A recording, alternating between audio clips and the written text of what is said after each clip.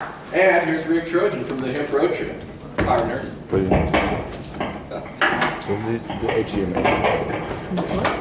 HDMA. I don't think that was no, you put it on your head. His head's too fat. Like I hear that.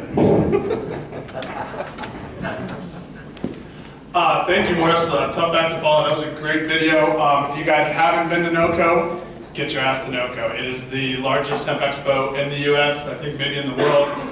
International forums, we have textiles, and literally anything and everything. The leadership and the expertise we find here is double or triple at NOCO. So great speaker arrangement, 2 full days, and a setup day before with an investor seminar. So if you haven't been to NOCO, get to NOCO, because like we said, if Catman do, then so can you. So if we can get here, we can get there. All right, so we're going to just kind of give an overview of gaining the edge in a media-first world. It really starts with education. Cannabis education, education, education. So less than, I think, 10% of Americans even know what CBD is, and as you know, the CBD craze is insane. So helping people understand what it is and what it isn't is important. A lot of the marketing is education. I mean, as you know, whether you're on the food side, the textile side, botanical extract side. It's a matter of helping people understand what this plant is, what this plant can do, so it's just a basic education. We started the hemp road trip, just to give a little background. In 2014, we started a company called Colorado Cultivars, which was the largest hemp farm in the U.S. for the last 3 years. It's now getting surpassed by some significantly larger farms. But the real issue was we needed to change the conversation, and really we needed to let people know that hemp was not marijuana. So I bought a small school bus, drove around the country talking to presidential candidates and people and politicians, and really changing the law. Now that the law has been changed, it's a whole different set of obstacles and challenges. We're now changing the cannabis conversation again, and we're saying that hemp is cannabis and all cannabis is safe. THC is safe, CBD is safe. Really, no one's ever died from it, so we really need to just get out in front of, again, this misinformation and demonization of this plant. And as we'll talk to here, that message is changing and the audience is changing a little bit. So, thinking outside the box, Morris and Kurt have talked about it a little bit. There's obviously print, Hemp Today is great, Hemp Magazine, Honeysuckle, Hemp Connoisseur. Public relations, I have the honor of being on the Vice President of the Hemp Industries Association National Board. We've recently put a lot of investment into our public relations firm to make sure and get our name, our brand out, and make sure the messaging is consistent. Again, the message that it's safe, and all the different things we can do with it to help regulators understand, where they can come in and how hemp fits into regulations. And then really in the past, media and marketing hasn't been available to hemp companies. There's a lot of, it was tough to get TV spots, it was tough to get, even print advertising. And really we've had to go through what we call an influencer network. So essentially you find people that are influencers on social media, connect with them, have them sample your products, try your products, promote your products.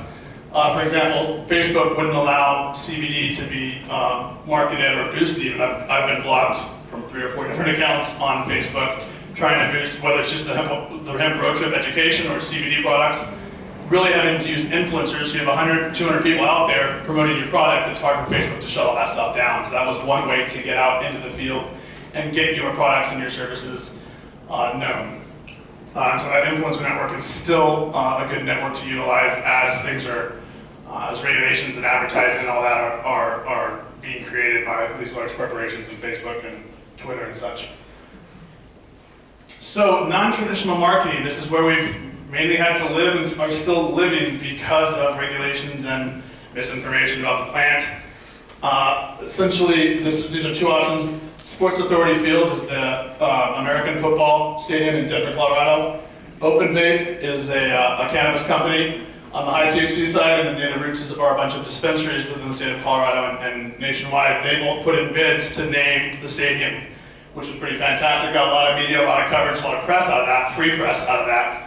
The NFL turned them down. Obviously, they want their players and people using opioids and not using cannabis.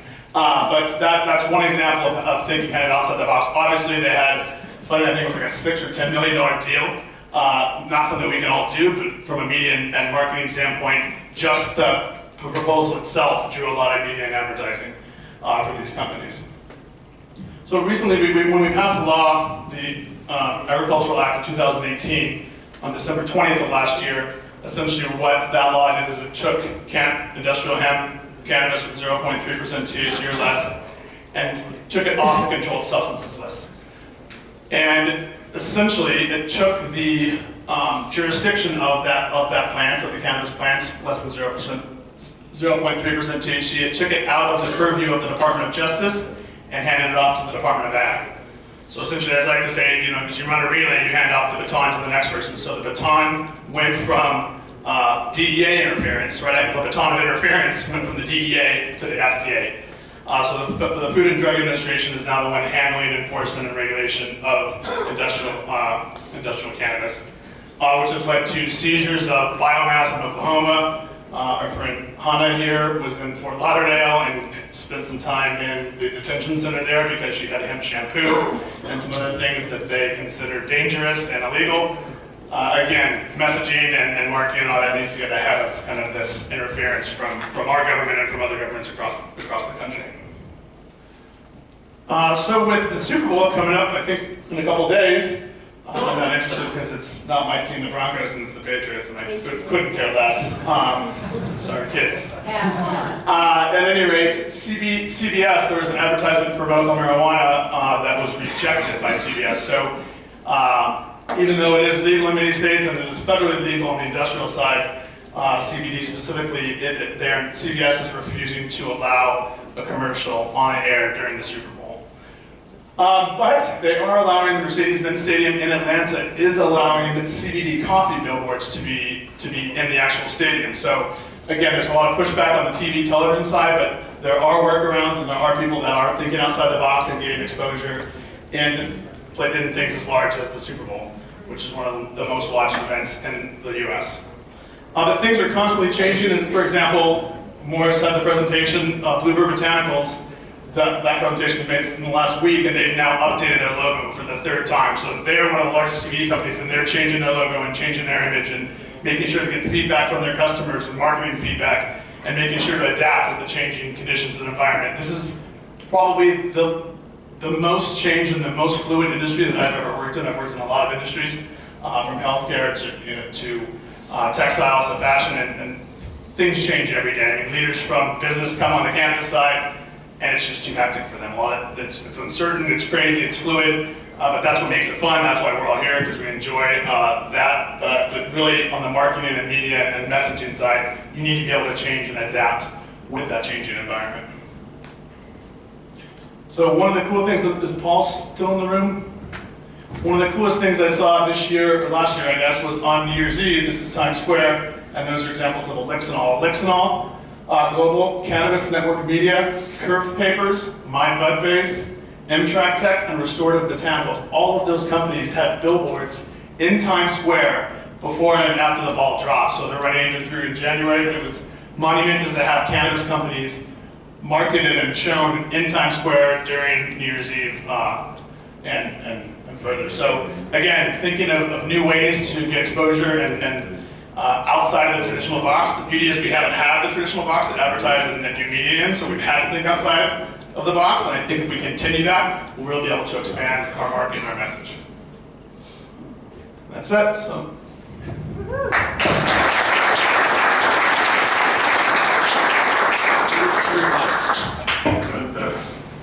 Come on, Morris.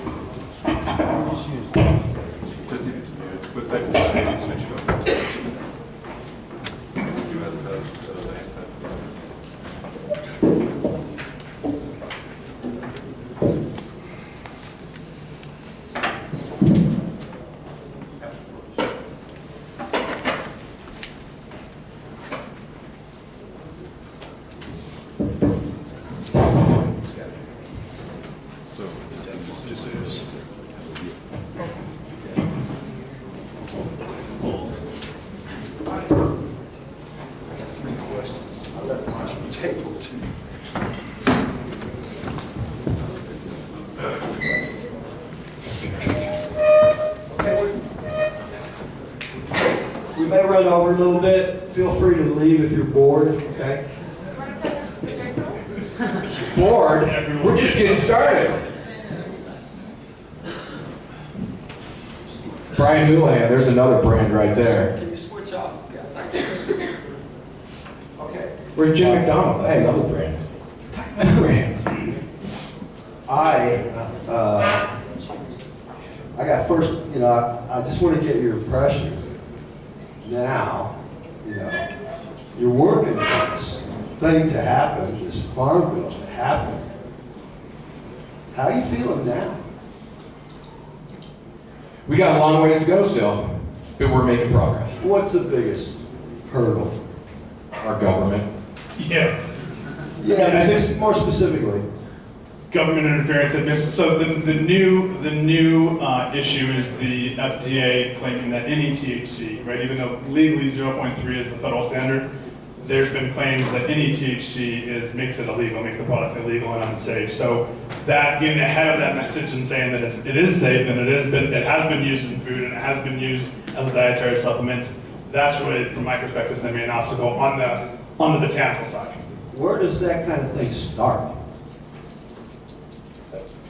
I think it stems from ignorance and from economics, right? There's a lot of money, there's trillions and trillions of dollars in pharmaceuticals that put a Band-Aid on symptoms rather than actually cure the issue. And CBD and other cannabinoids and terpenes and full botanical extracts from cannabis allows you to cure certain diseases, and that is a lot of money out of people's pockets. So the FDA, just so everyone's aware, is not in it for our safety. They're not, I disagree with Paul quite a bit. They are in it for the pharmaceutical companies, and they're in it for, they're allowing methamphetamine to be given to children. So it really stems from, I think, from the economic side, money. Anything to say about that? I agree with Rick for the most part on that. The other question, beyond, okay, that part. What's it like now? Among the companies and the people that you talk to, is everybody just going absolutely wild, ecstatic? It's business as usual, and I think that everybody's going to continue to do what they're doing. The government reacts slowly. We've seen some of these instances happen where some stuff's been seized, but talking to Bob Hoban, who's one of the premier cannabis attorneys in the world, hemp attorneys in the United States, talking to him, things are going to continue to progress. You're going to see more and more retailers coming online. The FDA, they haven't done anything to enforce anything. They've sent out some warning letters about making medical claims, and you've seen stuff about, hey, these people aren't putting what they say they are in the bottle. So you've seen that stuff, but you haven't seen anybody get arrested and shut down as far as a company goes, especially any legitimate companies. And there's bad actors out there that are putting out products that's snake oil. But when you look at the top tier of, let's say, the top 50 CBD or hemp extract companies that's in the United States, or foreign companies that have come in that are putting out good products, those guys aren't getting fucked with. And I don't think that you're going to see them get fucked with, because they've got really good customer bases, they've got media, and if you start going after somebody like a Bluebird Botanicals or an Elixnol or a Stanley Brothers, CW Hemp, that are helping families and helping children, and all of a sudden, here comes the FDA or something, I think they're just going to create a shitstorm from a publicity standpoint, and that's where it's up to people like us to really drive home education and to get the public aware of what's going on, because we're going to win in the court of public opinion. And when we get the public on our side, this is where we can really put pressure on the lawmakers and these agencies. I think that it was pretty clear in the federal legislation that passed with the Farm Bill that all cannabinoids have been descheduled, including THC. It's all been descheduled. And those things are legal now. Up to 0.3% for THC, but everything else is off the controlled substances list. There's a market for it. Mitch McConnell from Kentucky. Kentucky's definitely one of the leaders, and they're going to continue to become a bigger and bigger leader because there's a lot of money going in there. I just don't see this ever getting put back in the bottle. I think that it's full steam ahead. There will be bumps in the road, But it's going to be up to us staying loud and rallying the general public and getting them educated. You mentioned Kentucky. Kentucky and Colorado have generally been seen as the sort of leaders in the United States, at least up until the moment of the Farm Bill, right? So where are we what other states are we likely to see progress pretty quickly, even though they may have had quite small, operations, farming, whatever? Which states? I sit on the board of Vote Hemp, and we just came out with our 2018 crop report, and it showed Colorado has been the leader as far as acreage cultivated since inception. Kentucky is self-proclaimed leaders in the space. They are now going to be growing a lot more acres this year, I think 30, 40,000 acres. But according to the crop report, actually Montana had the second most acres, 22,000 acres in Montana. Colorado had just a little bit over that. So really, I think North Carolina is coming on big, New England area, Maine, New York, Vermont, all that area is coming on. Oregon. Those are the main ones that are coming up, the Carolinas. But now that it's federally legal, I mean, we were just in Texas. Texas is going to be a big one. They have a lot of acreage there. Oklahoma, for some reason, is who needs it a lot. They're sick with oil and toxic stuff down there, but they're really coming on board as well. So there's a lot of interest, and I think we'll see probably 150,000 acres this year in the States. So it's significant. We're about 75,000 acres in 2018, so at least double. What's the impact going to be on the Canadian guys who export into the United States? So I think Canada still owns the food side of it, the seed and hemp seed oil. That, I think, will continue. I mean, they've been doing it for 15 years. Well, we're stepping up, though. I know Colorado is at least. It's my understanding that a lot of these Canadian farmers are going to be switching over to cannabinoid farming and getting out of the grain market, which is going to open up a lot of opportunities in the United States for, these states, Wisconsin, Minnesota. Because just to explain, Canada just opened up a market for CBD. Correct. Yeah. And a lot of the grain farmers in Canada will be switching over to the cannabinoid side of farming and getting out of the grain market. And you're going to see the U.S. jumping on board and taking a chunk of that, and it'll certainly increase in the United States.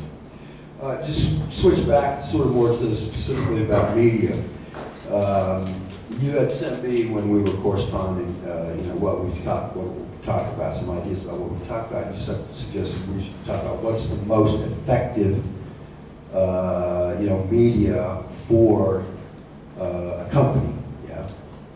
Or how do you see that whole, that whole thing shaping up? It's changing quite fast, yeah.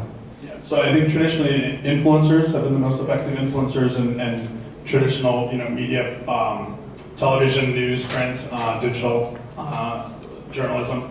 But I think it is changing, and I think more traditional forms of advertising, television advertising, those sorts of items are coming on board. Okay. Finally, we have written about this problem with social media, with Facebook and all the different platforms regarding hemp. We run through a foundation, so we got a package from Google. It was a really nice package, which would have helped us tremendously. But when we tried to put the first stuff on, no good. So what can be done? Because again, let's face it. Okay, these are all American companies, basically, right?